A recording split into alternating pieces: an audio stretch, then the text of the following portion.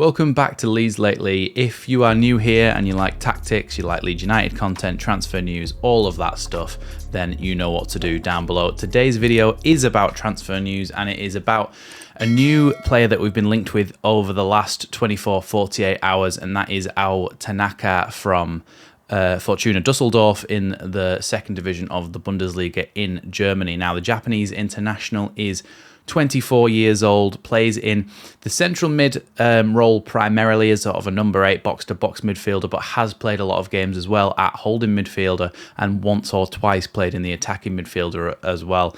So he's quite versatile. I think he's actually played at right and left mid as well a couple of times. So he's a very versatile player.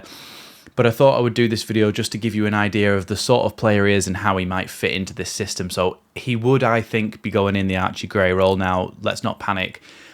If our Tanaka comes in, he's not going to displace Archie Gray immediately. Archie Gray has earned his spot well and truly in this team, and Tanaka would have to fight his way in for a fee of probably just over £3 million, because apparently Stuttgart had a bid of £2.7 million for Tanaka rejected by Fortuna Dusseldorf. So Leeds have apparently gone in with a higher bid than that at around £3 million. But let's talk about some of his characteristics then and why I think he would be good in this system. So the first thing I want to talk about is his upper body strength. He's got a lot of strength. He's quite tall, he's quite physical, and he's able to bounce players off him. The way that you've seen somebody like Ethan Ampadu do, nearly went into the song then. But yes, he's able to hold players off with his back to, not back to the goal like a striker in that sense, but with his back to the play, he's able to bounce players off him, hold the ball, and then try and go forward. And I think what helps with part of that is his first touch and his ability to drop a shoulder as well. It's a bit reminiscent of what we saw from Adam Forshaw, you know, where he's a very tidy player, and sometimes when he receives the ball to feet, he's got a player coming right at him like this, and as he comes at him, he drops a shoulder, and his first touch just takes it away from the player. There's a lot of that in Tanaka's game, and he's able to do that as well really well. So it makes him quite press resistant as well. Even when he has players around him, he's able to find a pass short range, or he's able to take that really good touch and dribble away from the person who is trying to press him. So I think that would work really well in this system, given the fact that Ethan Ampadu has to do this quite a lot, so does Archie Gray, and they have to get past a man to then make their pass to allow us to progress the ball up the pitch rather than having to just go sideways or backwards. And that brings me on to his composure as well. He's very composed, like I say, because of his press resistance, because he doesn't panic when players are trying to come towards him and are trying to come and take the ball off him. He's able to make those short-range passes and keep the possession ticking over, really. And I think he does really, really well at that. The other thing is that a couple of Fortuna Dusseldorf or German Bundesliga fans in general were saying that Ao Tanaka's passing range long isn't that amazing.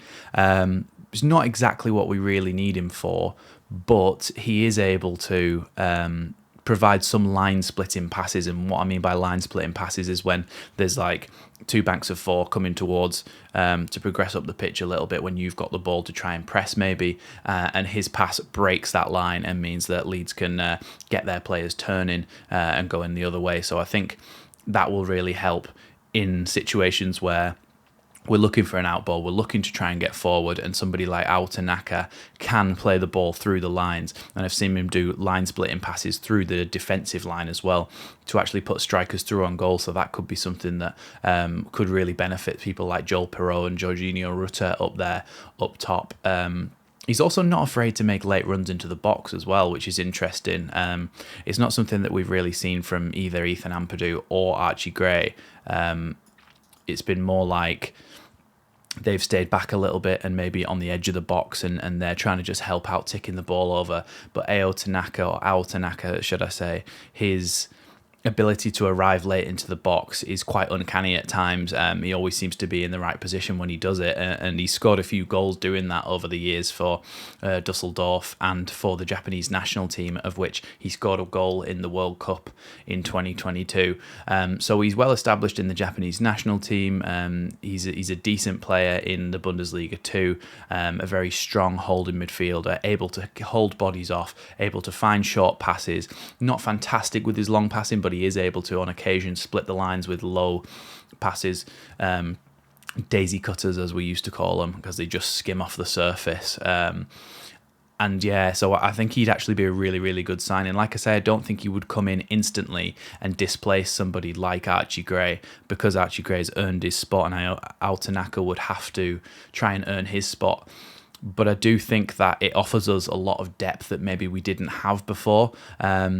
Also, when you actually think about outside of football terms, commercially, the Japanese and Asian market is huge. And if you can have a successful Asian player at your club, that can mean a lot for shirt sales, general revenue and things like that. So we saw that. I think that was why the ownership bought in Ideguchi in the championship years, the previous championship years. I forgot we were back then.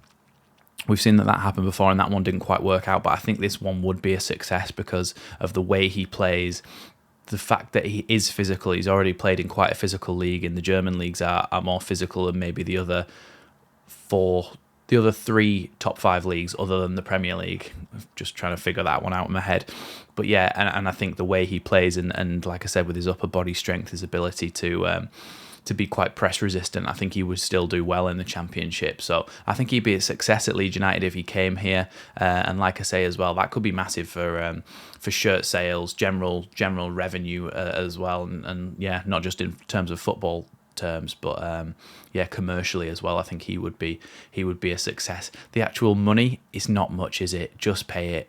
If it's just over £3 million, it's really not much, even for a championship signing. That's not that much money, and it offers us such a lot more squad depth. I've seen that some people on Twitter are already looking at the flight tracker, and apparently there's a flight that goes from somewhere to Dusseldorf, then back to Leeds Bradford today, I think, or tomorrow.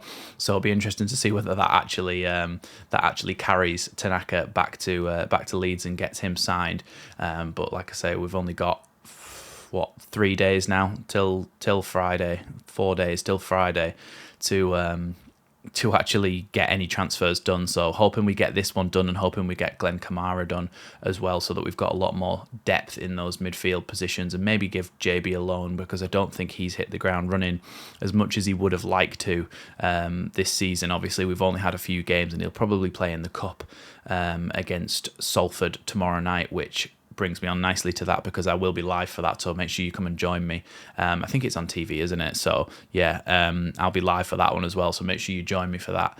But yeah, that's going to be it for this one. That's just a bit of a who is Ao Tanaka, get to know him a little bit, and you can sort of gauge for yourself whether you'd think he would fit in this system. So yeah, hopefully another exciting transfer coming in, and there'll be plenty more to come, plenty more videos as well. So like I said at the start, hit that big red button down below, and join the community. Yes. So thanks for watching, and I'll see you next time on Leeds Lately.